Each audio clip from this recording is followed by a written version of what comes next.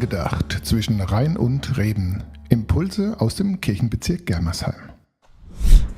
Wenn Sie das sehen, dann sind 3 Wochen vergangen seit dem Erlebnis, das ich Ihnen heute schildern möchte. Wir sind hier in Zeiskamp vor der evangelischen Kirche. Heute sind wir unterwegs auf einer Radtour durch die neue Segensgemeinde, die zum 1. November entstehen wird. Die neue Segensgemeinde ist ein Zusammenschluss aus vorher 6 selbstständigen Kirchengemeinden.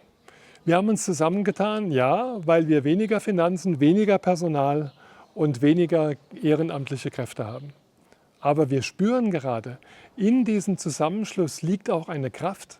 Das, was jeder Ort so hat, das, was uns alle ausmacht, das können wir miteinander teilen.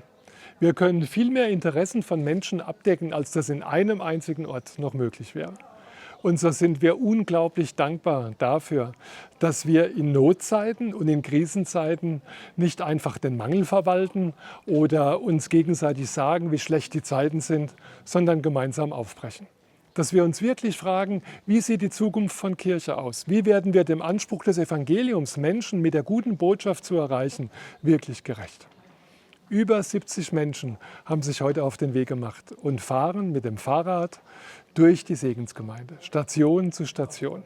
Staunen über das, was über Jahre dort gewachsen ist und sind hoffentlich auch gespannt auf das, was werden kann.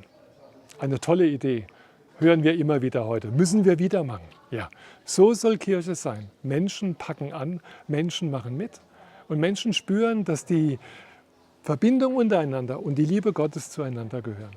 In dem Sinne ein Mutmachertag für uns und für uns alle gilt, was Sie auf unseren tollen Segensgemeinden Westen hinten lesen können.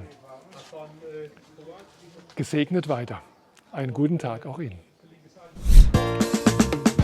Angedacht zwischen Rhein und Reben. Impulse aus dem Kirchenbezirk Germersheim.